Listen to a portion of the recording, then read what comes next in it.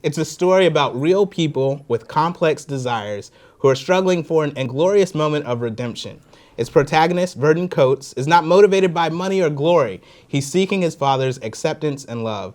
The short, The Confidential Informant, is a suspenseful and yet deeply personal film from director Stephen Kinigopoulos and producer Kyle David Crosby, both of whom are in the studio now. Gentlemen, welcome to the show. How's it going? Thanks. It's going pretty good. Thanks for having us. No problem. It's my pleasure. All right, so guys, if you could give a quick synopsis for the audience. You tell us where the story came from. Story came from George Pelicanos, who wrote The Wire, and my mom did hair for The Wire. Oh my goodness. So No. Listen. I'm gonna let you finish. Taylor, I'm gonna let you finish. Kanye. But like, I had this whole Wire vibe from it, and now, okay, I'm sorry. My bad. He wrote it. Yeah, he's one of the producers of The Wire. Okay. And so since my mom did the hair for The Wire, I was 8, 10 years old, and I was always the little kid on set. So I was always there, and that's how I met George. I met George when I was really young, on like the first season of The Wire, and I would watch people's dogs on set, or take your kid to work day. I was really excited to go because I knew I was going to be on a movie set. And me and George started building a relationship, and then I built a relationship with his son.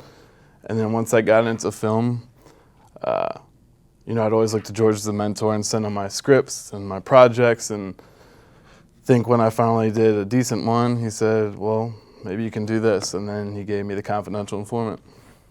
That's pretty cool. That is pretty awesome. So, Kyle, how did you guys hook up? I would agree. I mean, it's a great vote of confidence to have someone like George be like, here's something that I wrote that you can do.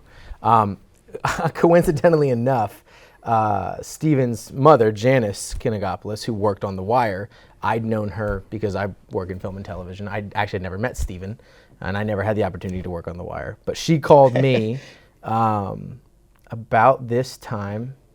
Well, it's 2016 now, so it's 2014. It was like late November, December, looking for someone who could build a budget. Not thinking that that's what I do for a living. So I said, well, I can do it.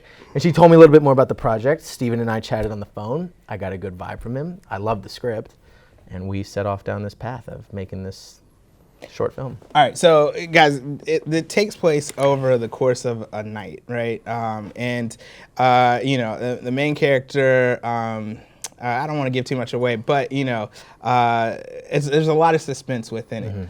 Can we just talk about the actual filming process? How many nights did you guys have to get out there? And it was cold, obviously, because there's snow on the ground, DC winter. How was that? It was one of the coldest 3 days. It's funny you should ask that question, Kevin. Stephen was really, when we first started talking about it, he was insistent that we have snow. We have to have snow. Make sure you budget for snow. So I had called around to special effects people that I knew just in case we needed to fake snow. Are you serious? Yeah, we didn't need to. Wow. All of that snow is real. It was very, very cold. So icy. But 3 nights. We shot it over the course of 3 days and 1 extra day for the very end because we needed it to feel not like winter. Okay.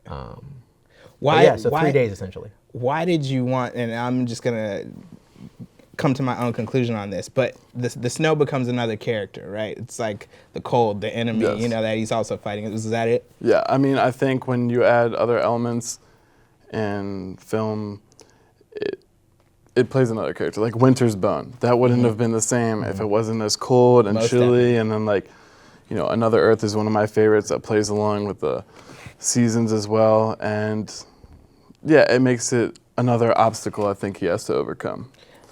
Let me ask you guys a question because the actors in it, now I know they do have some IMDb credits, but they kind of felt like untrained actors. Is that the case? Because that's the vibe that I got, but it came, I guess the thing is it came across so natural that it felt like, I think we had amazing casting director. I think actually everything almost starts with what you see on the screen. I think everything kind of starts with them because the acting's not believable. You're lost. But some of them, were very natural. We've had a lot of comments if we just pick them up off the streets and then just those are all professional actors. But those are professional actors, and Pat Moran did an amazing job, and they all delivered. Yeah. And believe it or not, I think, except for maybe one, every actor in that short had worked on The Wire at some point. Seriously. Yeah, I mean, these are all totally just professional DC Baltimore people. And that was really important to us and to George, that we cast people that look like and talk like. That's probably the most important thing, was that they sound like Washingtonians, like people from the district. Yeah. You know, and it was just a big deal. Can I ask you guys a question? Now, we're going to keep it real on Picture Lock, all right? Sure. You guys are obviously not black, right? But the story it tells the story of a young black male that's trying to impress his father. Mm-hmm. So what the movie and the film succeeds on, right, is just telling a universal story. Right. So can you just talk about, as a director and as producers, how you get that together and just tell a story? Does that make sense what I'm asking? Because I think that's really cool. And I think it's two answers. I want to hear your yeah, answer. I think, like you said, it is about, you know, a black family and everything, and yes, I'm white. But the story is really about, you know, son trying to seek acceptance of your father. And I know me personally, my father is, you know, everything. And I think as a son, you try and live up every day to make your father proud. I know I do. I have a tattoo, a silhouette of my father on my arm. I would take it off and show the camera if my jacket wasn't so tight. But since the holidays, get a razor I can't afford to do that right now. I know. The struggle. But I just think it's about that. And, you know, a father even, you know, they say a father success is by how well his son surpasses him or how well his son does. And, you know, and me being an artist, you know, I'm not making features right now. Right. I am a struggling artist that wants to make his Greek hardworking, you know, father proud who, you know, had nothing and then made something of himself. So it's like, you know, that's a constant battle I'm still having. So I just think you just shoot for that and you put what you know in the film. And I think it adds a different dynamic when that's the case. Sure. Yeah, and just real quick, because Kyle, I want to hear your answer. It's not about the fact, it's not about the race, but it's more about the fact that as a director, I think that you really tapped into that. And so that's what I really want for the Picture Lock audience, the filmmakers that are watching, in terms of telling that storytelling. But Kyle, I'm sorry, go ahead. No, I was just thinking about what Stephen had to say. I think that, you know, this story, which was written by George, who knows DC probably better than any other writer out there.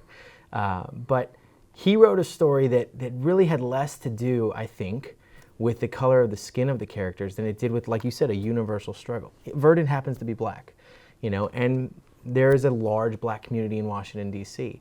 And when we screened at DC Shorts, there was an older black woman who stood up and her question was, these are obviously DC people, which, spoiler alert, Thaddeus is from Baltimore, but she was so impressed by the way they talked and carried themselves, and that was important. But I think that when I'm looking for a story that I want to get involved in and you know, as a producer, be a part of what I do, I look for something that's relatable, that's not, that anyone can watch and pull something away from it. So yeah, I mean, I know I'm not black and I know Stephen's not black, but this story was about a guy that felt like he had never impressed his father. He didn't have his father's love and respect. Mm-hmm. And he was willing to do whatever it took to get that. And to me, like I said, that's what jumped out at me. I love the context in which the story is told, because that's also relatable to a lot of people, but even a more specific audience there, like you picked up on. Yeah. You know, we've screened it in a couple different places. I think we talk about this. We screened it at a DC Correctional Facility. We've also screened it across the pond, and it's people respond. But specifically, I brought up the Correctional Facility because they responded to some of the places they saw in the short, because they recognized them, they knew them, and that was really important that we tell this story that people that were from DC would recognize. But also, they picked up on these themes. You know, the themes that are in the story are what I think is the most important. Right. The most important just aspect to it. Guys, I definitely think that those themes, you guys nailed it, you know? And that's why I really enjoyed the film, and that's why I'm geeking out so much about it. Well, guys, thanks so much for coming on the show. Obviously, your film is going to be playing at the Rosebud Film Festival on January 23rd. We got to take a picture for Miss Janice real quick. Let's look at this one. Hey, Miss Janice. Thanks, Mom.